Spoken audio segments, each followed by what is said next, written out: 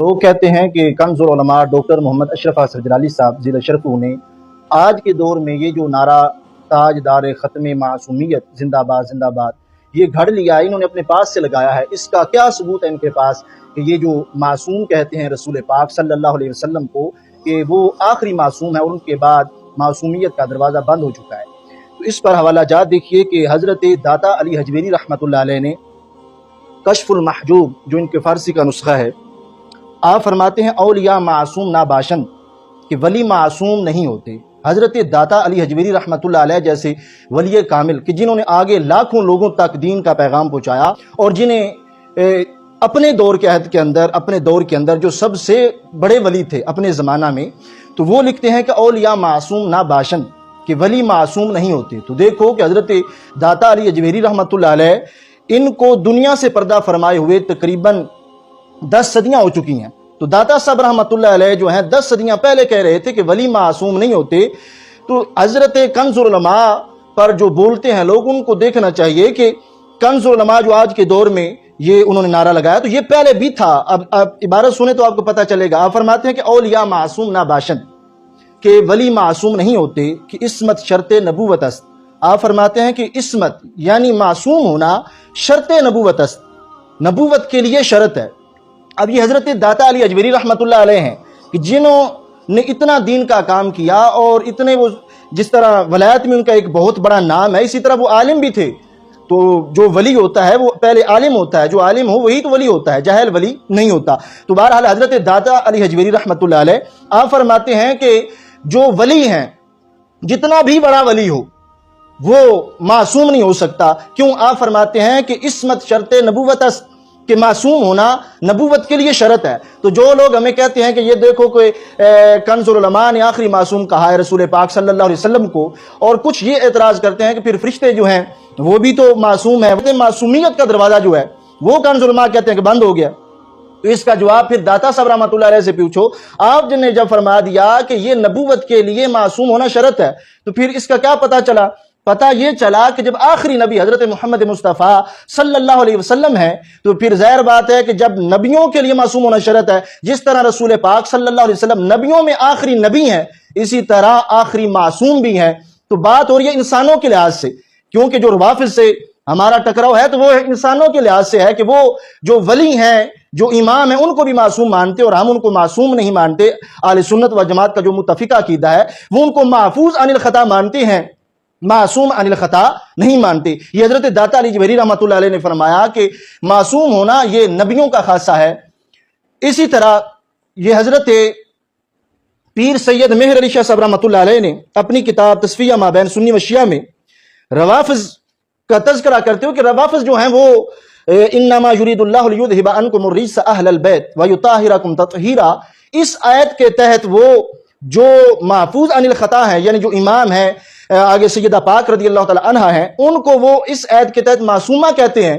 تو حضرت پیر سید مہر علی شاہ صاحب رحمۃ اللہ علیہ آپ نے اپنی کتاب تصفیہ ما بین سنی و شیعہ میں لکھا کہ یہ جو آیت سامنے رکھ کے وہ مراد معنی معصوم لیتے ہیں، تو آپ فرماتے ہیں کہ اس سے معصوم مراد نہیں ہے بلکہ محفوظ مراد ہے، اور وہ پاک ہیں، اس سے پاکیزگی ان کی مراد لی جائے گی، معصومیت نہیں۔ دیکھو اس طرح آپ نے فرمایا کہ اس موضوع پر ایک اور دلیل جو فریق مخالف کی طرف سے دی جاتی ہے وہ یہ ہے کہ اللہ تعالیٰ نے بموجب آیت تطہیر اہل بیت علیہم رضوان کو پاک گردانا ہے۔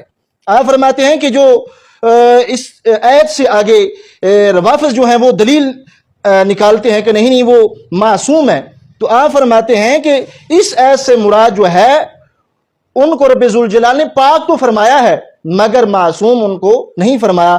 آگے کہتے ہیں کہ یہ جو فدق کا معاملہ چل رہا تھا، کہتے ہیں لہٰذا سیدۃ النساء رضی اللہ تعالی عنہا فدق کا دعویٰ کرتے ہوئے کسی ناجائز امر کی مرتکب نہیں ہو سکتی۔ تو یہ روافض کا نظریہ ہے، وہ معصوم کہتے ہیں کہ جس طرح نبی کا قول ہے اسی طرح سیدہ پاک رضی اللہ تعالی عنہا کا قول بھی تھا جب وہ مطالبہ فدق فرما رہی تھی۔ تو اس پر آپ نے باقاعدہ جواب دیا، اور کیا کہتے ہیں؟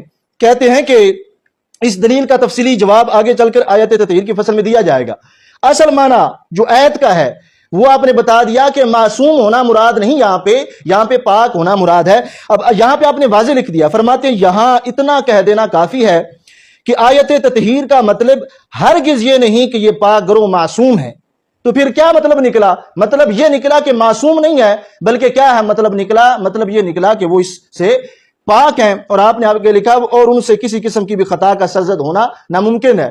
تو یہ وہ عبارت جو سامنے رکھ کے یہ انہوں نے ڈنڈورا پیٹا ہوا تھا کہ نہیں جی گستاخی ہو گیا ہے، تو پیر سید مہر علی شاہ صاحب رحمۃ اللہ علیہ نے تو مطلقاً یہاں پہ خطا لکھا. اور ان کو یہ نہیں پتا کہ جب خطا کا تذکرہ ہو رہا ہو اور ماضی کے لحاظ سے ہو رہا ہو تو اس وقت وقوع خطا ہوتا ہے. تو سیدہ پاک رضی اللہ تعالیٰ عنہ نے مسئلہ باغ فتح کے لحاظ سے جو آپ نے استدلال کیا تھا تو وہ اجتہاد پر تھا. اسی طرح یہ تاریخ علم الکلام والعقیدہ، اس میں یہ لکھتے ہیں کہ مسلمانوں کا متفقہ نظریہ ہے کہ عصمت صرف انبیاء علیہ السلام کے لیے ہے، نبی اور رسول کے علاوہ کوئی بھی انسان معصوم نہیں ہے. معصوم ہونے کا مطلب یہ ہے کہ ان سے کوئی گناہ یا غلط بات صادر نہیں ہو سکتی. یہ تاریخ علم الکلام والعقیدہ میں لکھا ہے کہ مسلمانوں کا عقیدہ یہ ہے کہ معصوم جو ہیں وہ انبیاء علیہ السلام اور فرشتے ہیں، اور ان کے علاوہ کوئی بھی معصوم نہیں ہے. اب دیکھو اسی طرح بہار شریعت میں پہلی جلد میں انہوں نے لکھا کہ نبی علیہ السلام کا معصوم ہونا ضروری ہے، اور یہ عصمت نبی اور فرشتے کا خاصہ ہے کہ نبی علیہ السلام اور فرشتے کے سوا کوئی معصوم نہیں.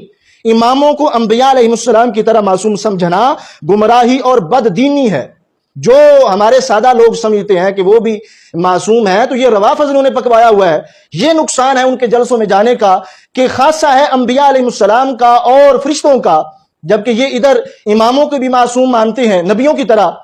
اور جب یہ دیکھو کہ جب نبیوں کو اور اماموں کو یا سیدہ پاک رضی اللہ تعالی عنہا کو نبیوں کی طرح معصوم سمجھا جائے گا تو پھر نبیوں میں اور نبی میں اور غیر نبی میں فرق کیا رہ جائے گا؟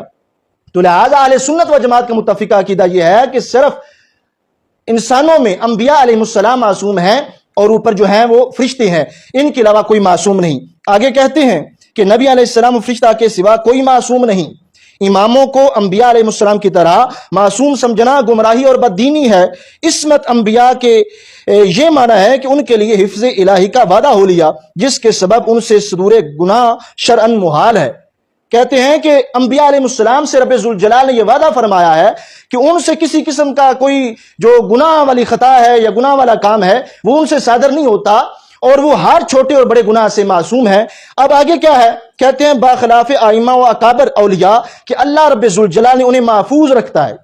اللہ انہیں محفوظ رکھتا ہے، ان سے گناہ ہوتا نہیں، اگر ہو تو شرعاً محال بھی نہیں. تو دیکھو اس میں جو انبیاء علیہ السلام ہیں ان کے علاوہ ہر بندہ جو انسانوں میں ہے وہ آ رہا ہے، امام ہوں، اکابر اولیاء ہوں، عالم ہوں، جتنے بھی بڑے مرتبے کا ہے. نبیوں کے بعد جو ہے وہ کہتے ہیں کہ ان سے صدور گناہ ہو سکتا ہے. تو کنز العلماء نے جو لفظ بولے تھے وہ تو بڑے ہلکے تھے، وہ خطا اجتہادی بولا کہ جو نبیوں کے لیے بھی جائز ہے. حضرت آدم علیہ السلام کے لیے اگر خطا اجتہادی نہ بولا جائے تو بتاؤ کہ پھر فَأَزَلَّهُمَ الشَّيْطَانُ اس کا کیا معنی نکالو گے؟ تو اس سے واضح طور پہ پتہ چلتا ہے کہ جب انبیاء علیہ السلام چھوٹے اور بڑے گناہوں سے معصوم ہے تو لہٰذا جب خطا اجتہادی نہ کہا جائے گا، خطا اجتہادی کی قید نہیں لگائی جائے گی تو اس وقت ان کا جو ہے پھر اللہ معاف کرے پھر یہ کہنا پڑے گا کہ آدم علیہ السلام سے معاذ اللہ کیا غلطی ہوئی تھی. یہ بعض لوگ ہمارے سادہ کہتے بھی ہیں کہ آدم علیہ السلام سے غلطی ہوئی، انہوں نے دانا کھایا تھا. تو لہٰذا پھسلنا اور ہے. ایت ہے فَأَزَلَّهُمَ الشَّيْطَانُ کہ شیطان نے ان دونوں کو پھسلایا. پھسلنا اور ہے اور گناہ کرنا اور ہے. لہٰذا جب آدم علیہ السلام سے خطا اجتہادی ہو رہی ہے اور دیگر انبیاء علیہ السلام جس طرح حضرت موسیٰ علیہ السلام ہے، حضرت داؤد علیہ السلام ہے جن کا قرآن و سنت سے ثابت ہے، تو جو الفاظ نبی کے لیے گستاخی نہیں وہ غیر نبی کے لیے کس طرح ہو سکتے ہیں؟ تو لہٰذا اس پر مسلمانوں کو سوچنا چاہیے. اور وافظ تو ہیں ہی جاہل، وہ تو انہیں نبی مانتے ہیں. اب دیکھو کہ وہ یہ کہتے ہیں کہ جو سیدہ پاک رضی اللہ تعالی عنہا ہیں وہ ام الانبیاء ہیں. وہ ام الانبیاء سے مراد امام لیتے ہیں اور امام لے کر وہ کہتے ہیں کہ یہ نبی ہیں اور وہ نبیوں کی ماں ہے. تو لہٰذا اس پر اہل سنت و جماعت کے جو لوگ ہیں کم از کم انہیں سوچنا چاہیے کہ ہم اہل سنت و جماعت کا متفقہ عقیدہ ہے. اب دیکھو یہ ہمارے لوگ 11ویں والے پیر کی کھیریں تو بڑی کھاتے ہیں اور 11ویں والے پیر کرتے ہیں، مگر دیکھو کہ 11ویں والے پیر بھی پھر اسی پر نظر کرم کرتے ہیں کہ جو ان کا عقیدہ مانے. آپ نے الغنیہ کے اندر لکھا وَأَنَّ الْأَئِمَّةَ مَعْصُومُونَ مِنَ الْآفَاتِ مِنَ الْغَلَطِ وَالسَّهْوِ وَالْخَطَئِ. آپ فرماتے ہیں کہ بے شک جو ائمہ ہیں وہ جو روافظ لیتے ہیں ان سے مراد کہتے ہیں کہ روافظ کا نظریہ یہ ہے کہ جو ائمہ ہے وہ معصوم ہے، کس سے؟ کہتے ہیں ہر آفات سے، غلط کام سے، ساو سے، خطا سے۔ وہ کہتے ہیں کہ یہ جو روافظ ہیں یہ انہیں معصوم مانتے ہیں جبکہ ائمہ معصوم نہیں ہے۔ تو اس طرح جو ہے یہ لوگوں کو سوچنا چاہیے کہ جو نبیوں کو شان دی گئی ہے وہ غیر نبی کو شان نہیں دی گئی۔ رب